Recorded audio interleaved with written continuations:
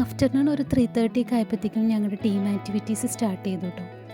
ഡൽഹിയിൽ നിന്നുള്ള ഒരു ട്രെയിനറിൻ്റെ നേതൃത്വത്തിലായിരുന്നു ഞങ്ങൾക്ക് ടീം ആക്ടിവിറ്റീസ്. 2 ടീമായിട്ട് സ്പ്ലിറ്റ് ചെയ്തിട്ടായിരുന്നു എല്ലാ ഗെയിംസും ഞങ്ങൾ കളിച്ചത്.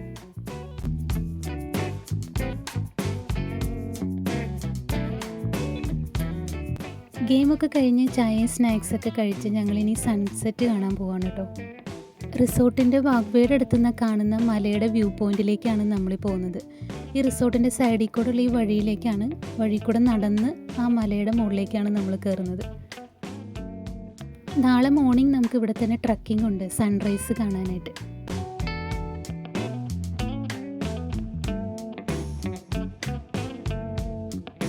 അങ്ങനെ ഞങ്ങൾ നടന്ന് മുകളിലെത്തി ഗൈസ്. ഇവിടുന്ന് നോക്കുമ്പോൾ ആ മലയുടെ താഴ്വരയിൽ ഒരു ചെറിയ പുഴ കാണാം കേട്ടോ. സൂര്യൻ അസ്തമിക്കാറായി. ഇവിടെ പാറപ്പുറത്ത് ഞങ്ങളങ്ങനെ ടീമായിട്ട് ഇരുന്നു എല്ലാവരും കൂടി. ഈ താഴ്വരയിലുള്ള ചെറിയ ടൗൺ നമുക്ക് ഇവിടുന്ന് നോക്കിയാൽ കാണാം. ആകാശം ഫുള്ള് ഗോൾഡൻ കളറായി മാറിയിട്ടോ. സൂര്യൻ മറയുന്നതനുസരിച്ച് താഴ്വരയിൽ അങ്ങനെ ഇരുട്ട് പരന്നു തുടങ്ങി. എല്ലാവരും തകൃതിയായിട്ട് ഫോട്ടോസ് ആൻഡ് വീഡിയോസ് എടുക്കുന്ന തിരക്കിലായിരുന്നു. തണുത്ത കാറ്റും കൊണ്ട് കുറേ നേരം ഞങ്ങൾ അവിടെ സ്പെൻഡ് ചെയ്തു കേട്ടോ.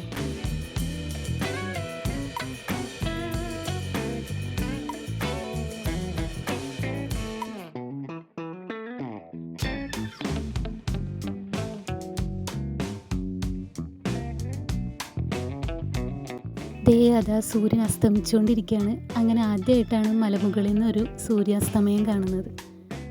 ഇരുട്ട് വീണ് തുടങ്ങിയപ്പോഴത്തേക്കും ഞങ്ങളിനി റിസോർട്ടിലേക്ക് തിരിക്കുകയാണ് കേട്ടോ. ഇനി എല്ലാവരും ഫ്രഷായിട്ട് ക്യാമ്പ് ഫയറൊക്കെ സെറ്റ് ചെയ്തിട്ടുണ്ട്. അതിനായിട്ട് റെഡിയായിട്ട് വരാൻ പറഞ്ഞു. ഞാനും ആരെയും റൂമിൽ ചെന്ന് ഫ്രഷായി ഒരു കോഫിയൊക്കെ കുടിച്ച് കുറച്ച് നേരം സംസാരിച്ചിരുന്നു.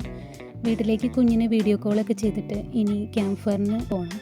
നൈറ്റ് ആയപ്പോഴേക്കും തണുപ്പ് വീണ് തുടങ്ങി. ഫോണിന് റേഞ്ച് വളരെ കുറവായിരുന്നു കേട്ടോ. റിസോർട്ടിലുള്ള മറ്റ് ഫാമിലീസ് എല്ലാം ക്യാമ്പ് ഫയറിൻ്റെ അടുത്ത് ഡാൻസും പാട്ടൊക്കെ ആയിരുന്നു. ഞങ്ങൾ അങ്ങനെ നൈറ്റ് ഒരു വാക്കിനിറങ്ങി. പിന്നെ ക്യാമ്പ് ഫയറൊക്കെ കഴിഞ്ഞ് ഡിന്നറൊക്കെ കഴിച്ച് വീണ്ടും ഒന്ന് ചുറ്റാനിറങ്ങി. നാളെ മോർണിംഗ് നമുക്ക് സൺറൈസ് കാണാൻ പോവാം.